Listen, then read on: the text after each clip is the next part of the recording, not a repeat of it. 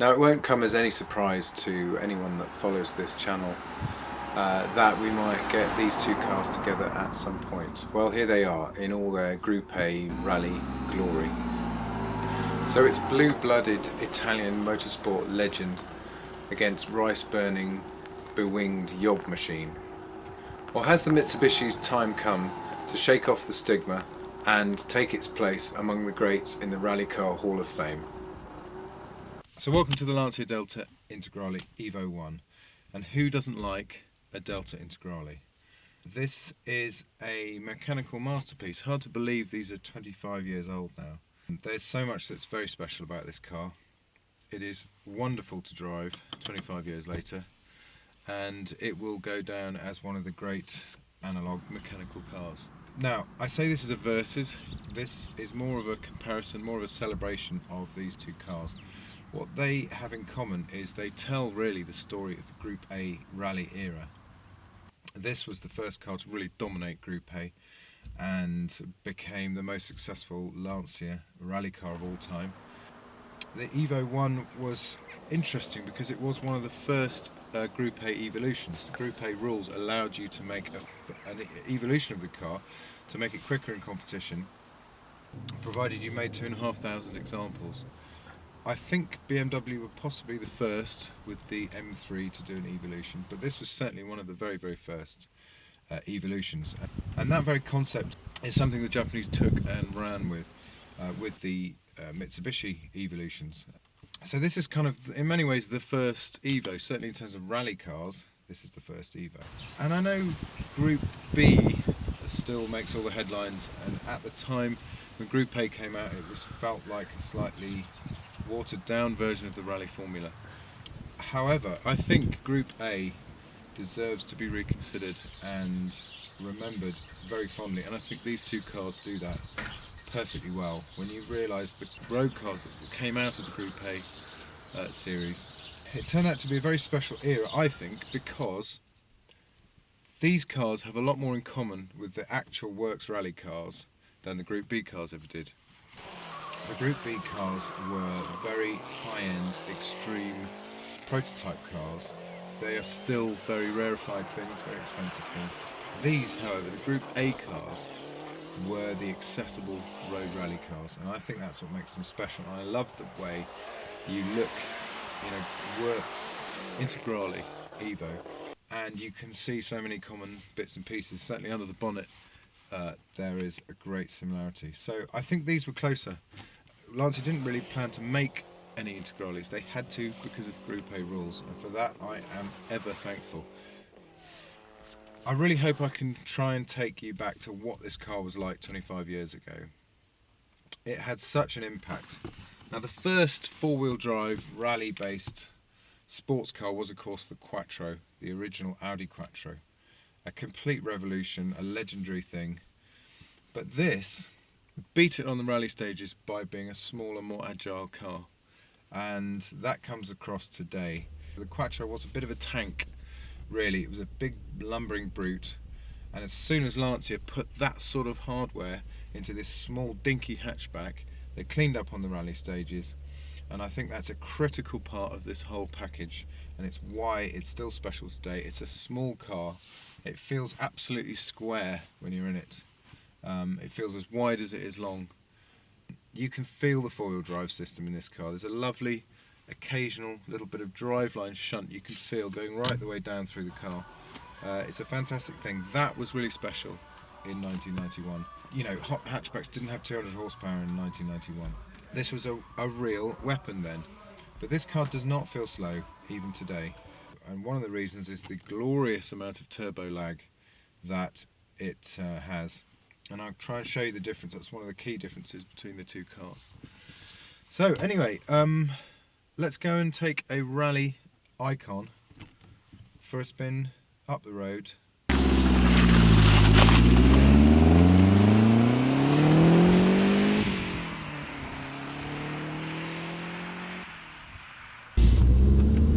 You've all heard about the steering, that doesn't disappoint.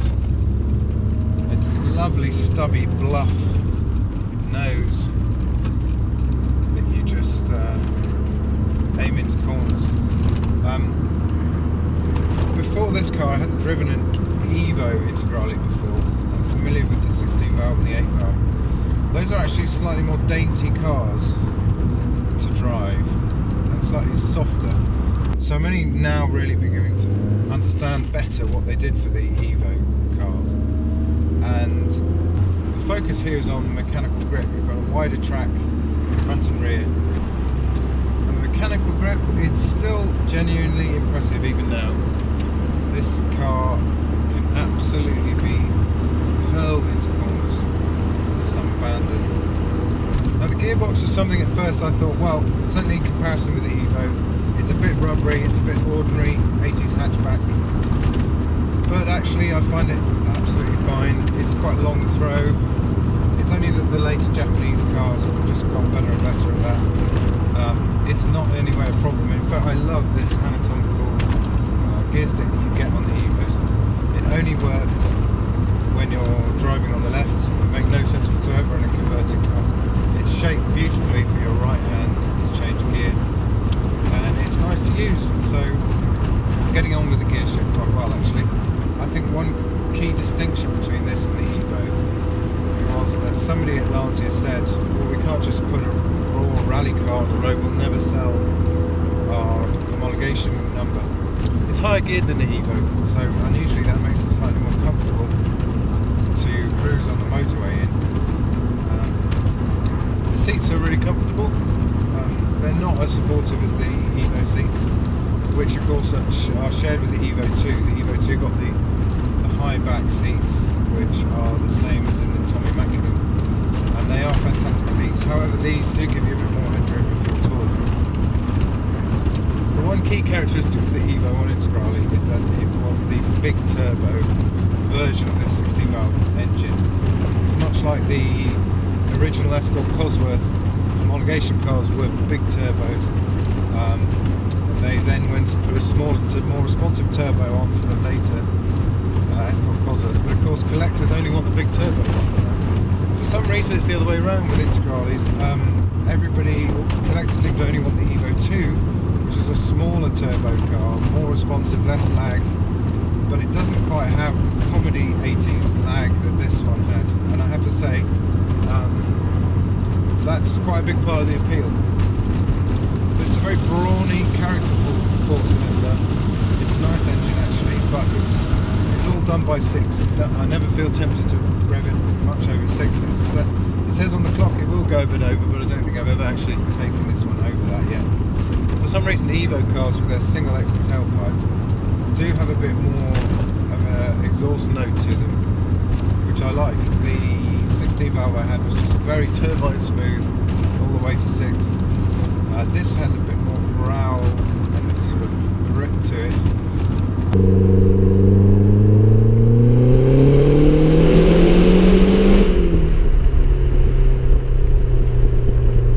Now a huge part of the appeal for me is the left-hand drive. It really makes it special and different to drive, and you don't have to be going fast to feel that you're in something special because of it. That's great, and I think these cars, Integrales in general, are one of the most fun cars you can have up to 70 miles an hour. That's a real strength actually, but it's cornering that an Evo Integrale is all about, and that's where the fun of this lag comes in, because if you can time your boost to arrive just as you're exiting a corner, it just feels fantastic. The car hooks up, flies out, it's real enthusiasm.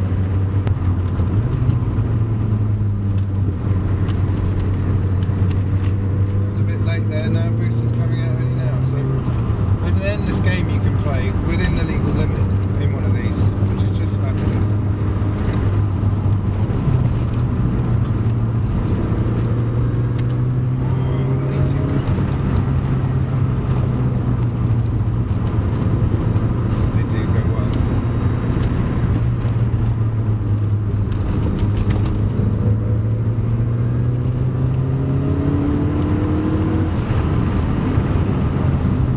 Such a fun car even now. Such a fun car.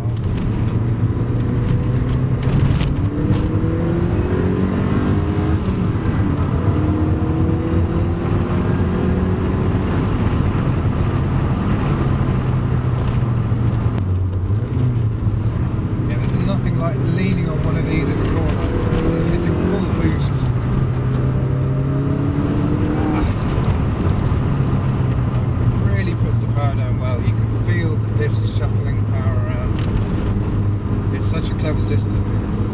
It works so well. This has a level of power and torque that would have just been undrivable in a front-wheel drive car of this time. So four-wheel drive was the only option, and it made it such a great car. And I think what's really special, really unique, is these days a four-wheel drive car tends to be a bit of a boring version of a nice car. It's secure but a bit dull. This is secure but full of feel, full of communication, full of feedback. It's an absorbing drive, and I think part of that actually is the crazy lag. It makes it more of a challenge, makes it more characterful. One of the oldest cliches in the book is go-kart handling. Well, actually, because of this driving position, you do have a sort of Mini Cooper-esque kart-like steering angle to the steering wheel, which does give it that sort of grab it by the scruff of its neck and turn it around type thing. It's a lovely car to drive slowly. It will potter about more happily than the Evo, but it really does something special when you push a bit harder. I mean, in its day, this was considered to be sort of 959 technology for a reasonable price. This was a very advanced car. It's tempting that some people might look on it now as sort of a cute car. That kind of upsets me because this was never cute. This was hard as nails rally hero. So please don't think, oh, what a cute old 80s hatch. Look at it as a rabid pit bull of a car, because that's what it was. And taking this out today and pushing on a little bit, you can still feel a little bit of that. Now, in every measurable sense, the Evo is quite a big step up from this as a performance car, but it's impossible not to be charmed by one of these. All the Japanese stuff that came along outpaced it. I don't think it's a sheer driving experience they ever topped it. I wish I could get across how impressive it is, how hard it grips. I used to say back in the day that they feel almost faster going into the corner on the throttle. That's actually true. Because of the lag, you're going in on a steady throttle. And if you can time that rush of boost right on the apex of a corner, you just get the most fantastic, all four wheels, throwing you, hurling you out of the corner. That's a very special Integrale sensation, and not many cars today can offer that. I'm not going to start criticising the plastics. They don't bother me the slightest. When you're driving, when you're really lost in a drive, do you really care about the plastics and switchgear? The stalks are actually really nice. The wheel is lovely. These stalks are the same as Ferrari used in the 512 TR in Testarossa. I think every petrolhead should have an Italian car in its garage. There's passion for cars in Italy like there is in no other country. And I think with this car there's national pride. It was such a high achiever in motorsport. Utterly fabulous.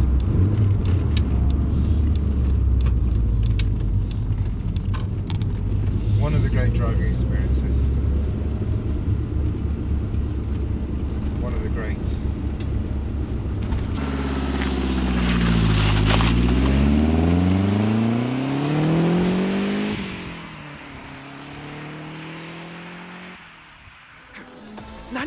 But now it's time to head east and burn some rice in the car that should have had its own manga series.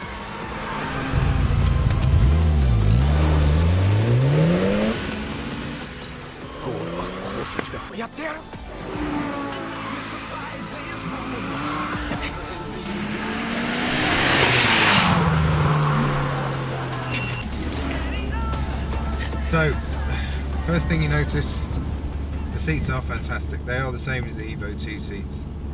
They are fantastic.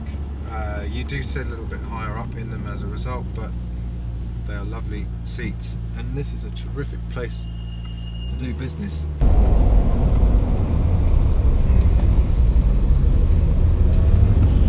feels very serious. It feels a bit firmer. It feels like the car is riding a bit lower. I'm not sure that it is. Overall, it's quite a lot bigger, but the most obvious difference between them comes through. This is a saloon car. It feels like a saloon car. It feels longer. It doesn't feel wider, but it feels longer. The cheeky hatchbacky quality of the Integrale is gone, and there's something a bit more serious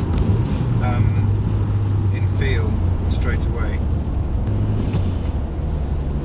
The other major difference is turbo lag. This has a titanium turbine, and the response is dramatically better. It actually hits hard. As soon as you hit the throttle, before you've even got to the end of the throttle travel, you're on full boost. And it does make it for another level of performance altogether. Who knows what Lancia could have done if they'd carried on evolving the Integrale up until 2000 when this car came out. Mitsubishi had quite a few goes before they got to this point. I always bang on about the gear shift in this car. It's fantastic, it's a real highlight. The steering is not as richly detailed. It's very good. Don't listen to anyone that says the steering isn't good in these cars. It's fabulous. You're just comparing it to one of the great power steering systems of all time in the Delta. This is still exceptional. And it's quicker, a quicker rack. In fact, the way these cars are set up, without four-wheel drive, they would have been quite unstable. As a rear-wheel drive car, they would have been an absolute handful like this. But Mitsubishi were really smart because they set the car to be unstable, and then let the four-wheel drive hardware, the AYC diff at the back, use the natural inherent stability of a four-wheel drive system to counteract that. So you've got a much more agile and aggressive car than something like a Sierra 4x4 Cosworth. All the major controls are fantastic. I find heel and toe much easier in this. And the engine is more like something you'd expect from a circuit racer. It loves to rev, pulls really hard and clean, up to 7,000. You don't want to take the Delta much past 6. This you do, and you would love to carry on. It feels good for 8,000-9,000 revs.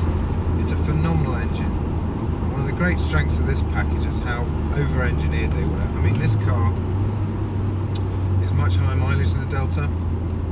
It's had a much harder life. It's got some dubious history, but mechanically it feels every bit as fresh. Obviously it's a newer car, but it feels in fantastic mechanical order. This gearbox can take 600 brake horsepower out of the box with no modification. This is from an era where Mitsubishi were over-engineering cars. You can really feel that right the way through the car. Everything feels tight, rigid, controlled. But you would not think it was a 16-year-old car by the way it drives. It just doesn't feel that old. Again, you need a lot of warm-up and cool down with a turbo car from this era. So that does mean quite a lot of pottering around to begin with. And it's at slower speeds that the Evo can feel a bit busy. The suspension can feel a little bit hyper-responsive, a little bit sharp on the rebound. But all that smooths away when you pick the speed up, like no other car I know really. And you get this fantastic sheer ability to carry speed over a bumpy, challenging B road.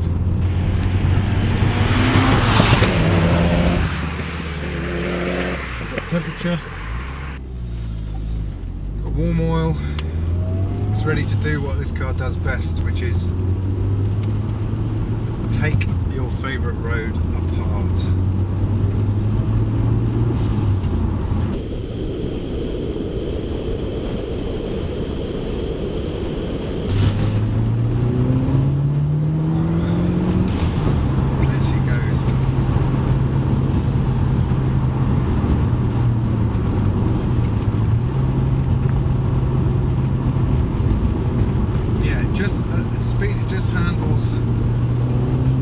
road imperfections that bit better. It hits so much harder. Grief. It's a big step up.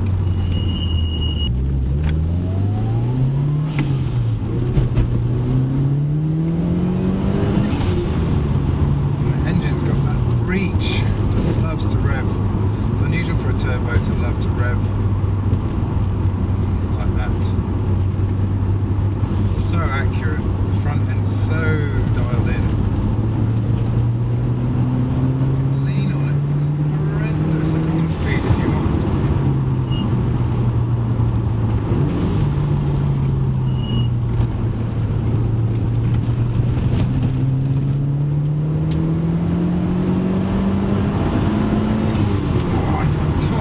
It's just so addictive.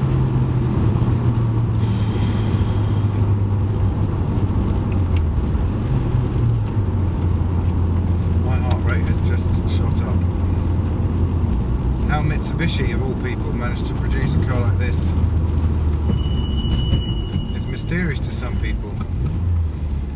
But when you look at their Evolution program and how they dedicated themselves to that, how much they must have invested, how each version got better and better and better just to win rallies. That's why this car is so good. They were on a fast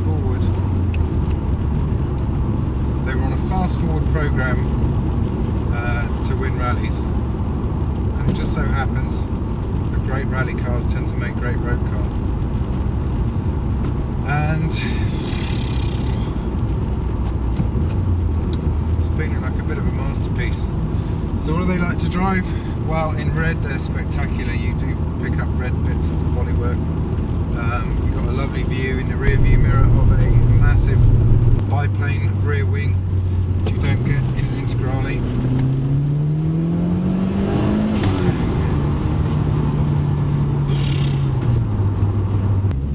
So yeah, you've got more alert front end, you've got more responsive steering. I love the kind of what looks like a whale's blowhole to let the hot air out of the engine. Right, the vents are straight up above the turbo.